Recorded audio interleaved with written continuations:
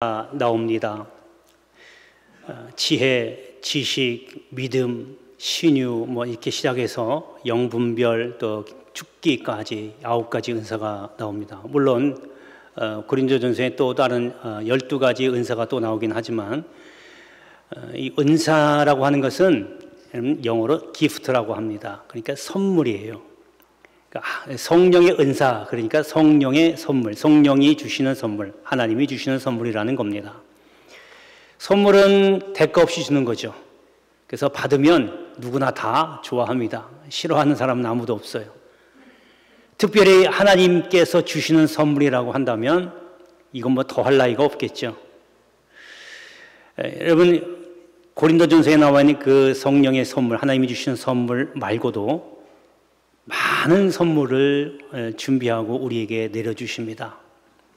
그래서 기왕이면 여러분, 우리가 기념일날 또는 생일날 되면 이렇게 선물을 받잖아요. 어떤 요건이 되면 이렇게 선물을 주기도 하고 하잖아요. 마찬가지로 우리도 하나님께서 주시는 선물을 받을 요건이 되면 다 받을 수 있는데, 오늘은 말씀을 통해서, 본문을 통해서 하나님이 주시는 선물이 어떤 것이 있는지 한번 살펴보려고 합니다. 여러분, 오늘 이 주시는 말씀을 통해서 하나님이 주시는 거는요, 여러분, 우리가 생각하는 것처럼 눈에 보이고 손에 잡히고 만져지고 하는 것이 아니에요. 하나님의 선물은 그런 게 아니라 영적인 선물입니다. 그래서 오늘 말씀을 통해서 이러한 영적인 선물 다 받아 누리고 영적인 축복이 여러분들에게 다 있게 되기를 주의 이름으로 축원합니다. 자, 첫 번째는 돌봄의 선물입니다. 예수님께서 나인성에 이제 가십니다. 그래서 이제 그 성문 앞에 딱 도달했는데 사람들이 한 죽은 청년을 메고 나옵니다. 그러니까 그 모습을 보니까 예수님께서 불쌍히 여기신 거예요. 그 청년은 한 과부의 하나밖에 없는 외아들이었어요. 그러니까 얼마나 슬퍼하겠어요. 그 우시는 모습, 또 그 상여를 메고 나오는 그 모습을 보니까 예수님께서 마음이 안 좋으신 거예요. 아프신 거예요. 그래서 그 과부를 불쌍히 여기시고 가에게 다가가서 울지 마라. 여러분, 주님이 불쌍히 여기신 그 순간이 이 과부에게 있었던 문제에 개입하신 겁니다. 그러니까 우리가 무엇보다도 하나님 앞에, 주님 앞에 불쌍히 여김받는 게 참 중요해요. 우리가 주님 앞에 회개를 하지만 주님이 불쌍히 여겨주시지 않으면 용서가 안 되잖아요. 그러니까 지금 주님이 울지 마라. 그리고 나서 그 청년을 살려줍니다. 얼마나 기쁘겠어요. 초상집이 변해서 잔치집이 됐고 그 슬픔이 변해서 기쁨이 된 거예요. 여러분, 이것이 바로 돌봄이라고 하는 겁니다. 그때의 그 사람들이 뭐라고 그러냐면 하나님께서 자기 백성을 돌봐주셨다라고 고백합니다. 돌보심, 케어하는 겁니다. 하나님이 우리를 불쌍히 여기지만 그 누구도 이 땅에서 살아남을 사람 아무도 없어요. 하나님이 죄가 없어 회개하면 그냥 용서해 줄게, 의인이야 라고 하는 거지, 이 세상의 의인은, 절대 의인은 아무도 없습니다. 그래서 무엇보다 중요한 건 하나님이, 주님의 긍휼하심을 입는 게 중요합니다. 그것이 되어야 여러분들이 갖고 있는 많은 얽히고 설킨 문제들이 실마리가 풀리기 시작하는 거예요. 하나님의 돌보심, 주님의 돌보심이 여러분 가운데 있기를 축복합니다. 자, 이제 본문을 한번 보겠습니다. 본문의 10절에 보면 여호와께서 이와 같이 말씀하시니라. 바벨론에서 70년이 차면 내가 너희를 돌보고. 이제 이스라엘 백성이 하도 말을 안 들으니까 하나님께서 회초리를 들어서 포로를 잡혀가게 만들어 버립니다. 포로 생활이 얼마나 힘들겠어요. 그 힘들어가 가면서 이제 믿음을 바로 세우니까, 회개하고 주님 앞에 돌아오고 믿음을 바로 세우니까 하나님의 때가 돼서 70년이라고 하는 포로 생활을 끝내고 때가 돼서 돌아오게 합니다. 그때에 하나님이 말씀하시기가 내가 너희를 돌보겠다. 주님이 그 과부를 돌봐서 문제가 해결된 것 같이 이스라엘 백성에게도 포로 생활하는 중에 돌보시기 때문에, 불쌍히 여겼기 때문에 다시 원래대로 돌아갈 수 있었다라고 하는 겁니다. 여러분, 돌보심의 선물, 이러한 선물을 다 받기를 축복합니다. 자, 두 번째는 회복의 선물입니다. 예수님이 비유 중에 탕자의 비유가 있습니다. 이 탕자는 아버지와의 관계를 대수롭게 여기지 않았어요. 중요시 여기지 않았어요. 돈을 더 좋아한 거예요. 그러니까 아버지와의 관계가 더 나빠지기 시작한 거죠. 결국에는 자기에게 돌아올 유산을 미리 받아가지고 집을 나가버립니다. 그래서 있는 돈 다 허랑방탕하게 다 써버리고 탕진하고 이제 아무것도 없어요. 죽기 직전까지 온 거예요. 돼지들이 먹는 쥐엄 열매를 먹으면서 지나니까 너무 이제 초라해진 거죠. 그때 깨달은 거예요. 아, 내가 잘못했구나. 아버지를 떠나온 내가 잘못했구나 라고 본인이 울며 회개하고 돌아갑니다. 돌아갔더니 아버지의 관계도 회복되고 잃어버렸던 것도 다시 회복되는 그런 역사가 있었다는 겁니다. 여러분, 중요한 겁니다.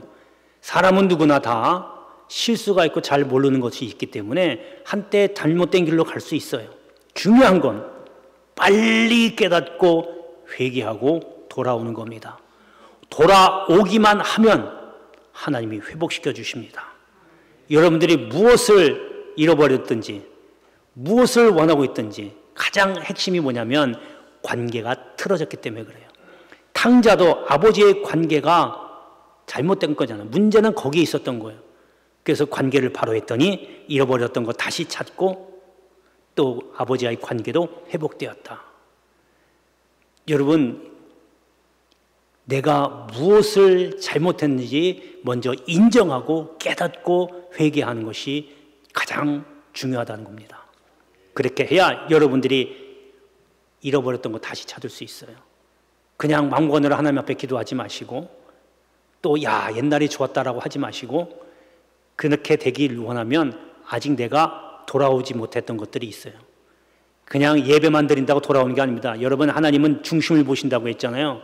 육신이 예배당에 와서 예배 드린다고 돌아왔다고 할 수 없어요.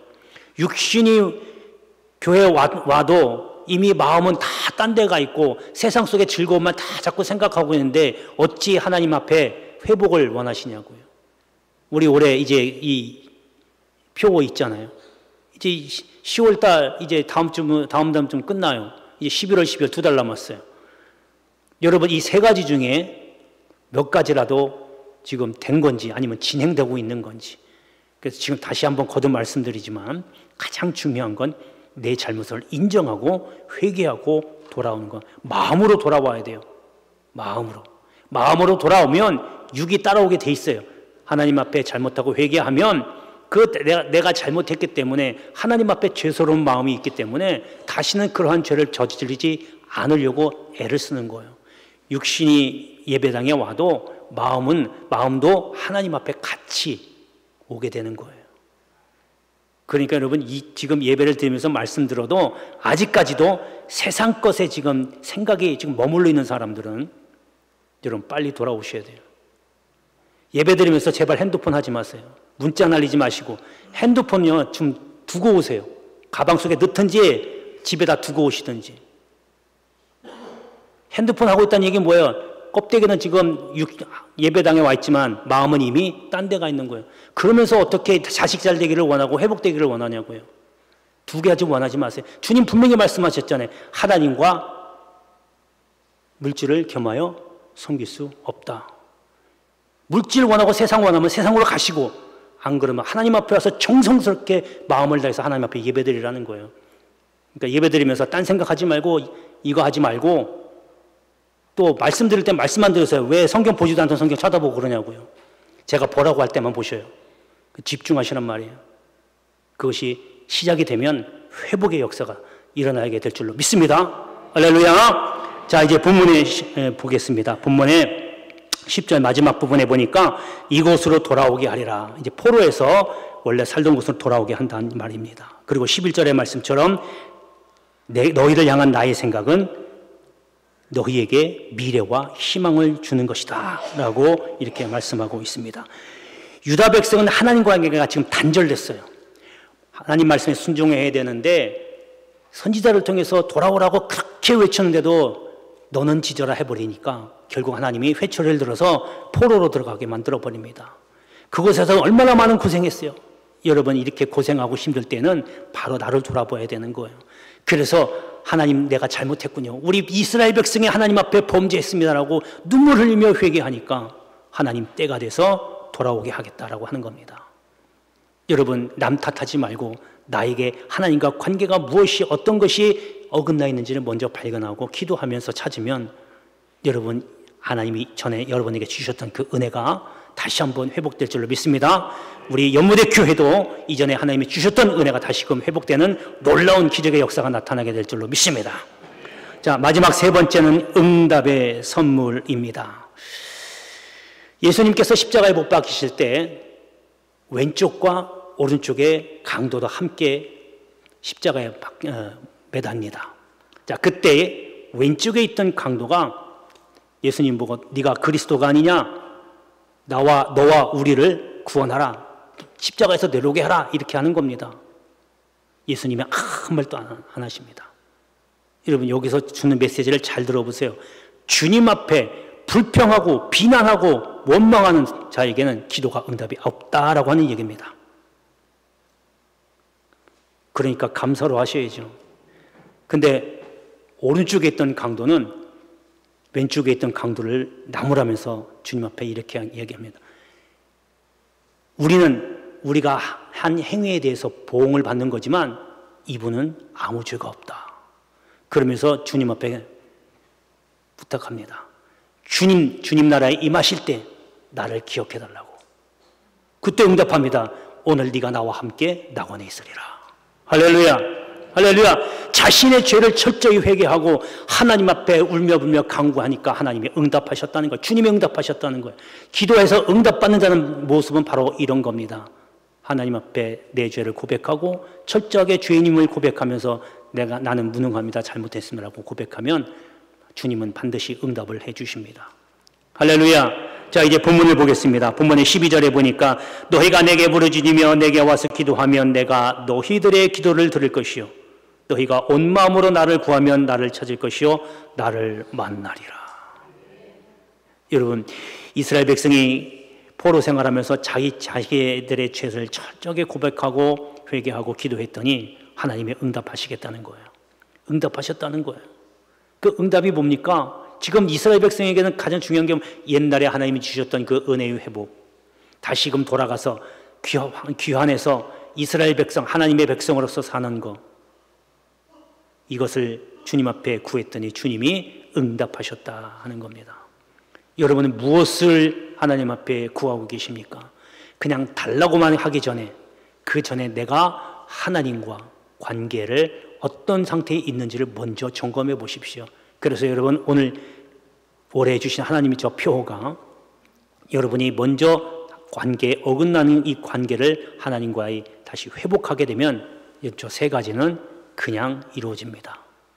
예배가 회복되고 신앙이 회복되고 내 이웃과의 관계가 회복되고 여러분 이거 회복되면요 살만 나는 겁니다. 이러한 복된 신앙생활이 여러분들 가운데 있게 되기를 주의 이름으로 축복합니다. 기도하겠습니다. 은혜로우신 아버지 하나님, 하늘의 선물을 받아들며 기뻐하는 저들 되게 하여 주옵소서. 하나님께서 저들을 돌보시고